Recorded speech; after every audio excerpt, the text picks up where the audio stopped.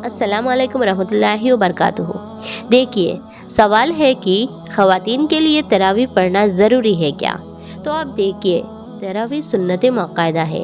سنت مقعدہ فرض اور واجب کی طرح تو نہیں ہوتی، لیکن وہ عام سنتوں کی تراویح نہیں ہوتی، کیونکہ اس کو چھوڑنے والوں کو معلومات ہی کیوں نہ کی جائے۔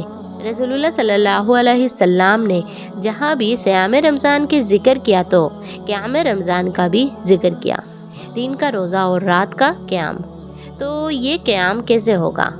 نبی صلی اللہ علیہ وسلم نے 3 دن یہ قیام کر کے بتایا کیسے ہوگا۔ تو اس سے یہ پتہ چلا کہ یہ جو قیام رمضان ہے نا، یہی تراویح ہے، اور کم سے کم 20 رکعت اس میں ہے، اور یہ سنت مقعدہ ہے۔ تو سنت مقعدہ کا یہ حکم ہے کہ مرد ہو یا عورت، دونوں کے لیے ایک ہی حکم ہے، الگ الگ نہیں ہے۔ تو خواتین یہ تراویح کس طرح سے پڑھے؟ آج میں مکمل طریقہ خواتین کے تراویح پڑھنے کا طریقہ بتاؤں گی۔ تو جس طرح سے 20 رکعت عشاء کی نماز کے بعد مردوں کے لیے سنت مقعدہ ہے، اسی طرح سے خواتین کے لیے بھی سنت مقعدہ ہے۔ تراویح پڑھنے کی فضیلت مردوں کو جس طرح سے حاصل ہوتی ہے، وہی فضیلت خواتین کو بھی حاصل ہوتی ہے۔ اسی لیے جو بھی خواتین رمضان میں روزہ رکھتے ہیں، قرآن پڑھتے ہیں، ذکر کرتے ہیں، دین کے بہت سارے کام کرتے ہیں، اللہ کے عبادت میں رہتے ہیں، اسی طرح تراویح بھی اسی اہتمام کے ساتھ پورے رمضان پڑھنے کی کوشش کیجیے۔ تو اب تراویح کیسے پڑھنا ہے؟ تو دیکھیے، تراویح کی جو نمازیں ہیں اس میں 20 رکعت ہوتا ہے، اور یہ 20 رکعت 2 رکعت کر کے پڑھی جاتی ہے۔ تو آپ کو یہ 20 رکعت پورے رمضان پڑھنی ہے۔ ہاں، کوئی بیماری کی وجہ سے، کوئی پرابلم کی وجہ سے تراویح کی نماز چھوٹ جائے تو کوئی گناہ نہیں ہے، بٹ جان بوجھ کر تراویح کی نماز نہیں چھوڑ سکتے، یہ گناہ کا کام ہے۔ تو آپ کے گھر میں کوئی امام صاحب تراویح پڑھانے آ رہے ہیں تو مرد لوگ امام صاحب کے پیچھے کھڑے ہوں گے، اور خواتین بھی اس کے پیچھے پردے کے اہتمام کے ساتھ امام صاحب کے پیچھے تراویح پڑھ سکتے ہیں۔ اور اگر آپ کے گھر میں یہ مسجد یا اس طرح کی کوئی ماحول نہیں ہے تو آپ گھروں پر بھی تراویح کی نماز ادا کر سکتے ہیں۔ تو کیسے کرنی ہے؟ آپ نے عشاء کی نماز پڑھی، اور عشاء کی نماز پڑھنے کے بعد آپ 20 رکعت کی نیت کر لو اکٹھی۔ میں 20 رکعت تراویح نماز پڑھنے جا رہی ہوں۔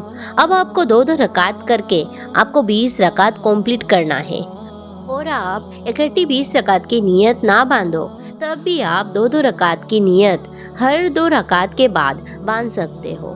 اب کیسے پڑھی جائے گی؟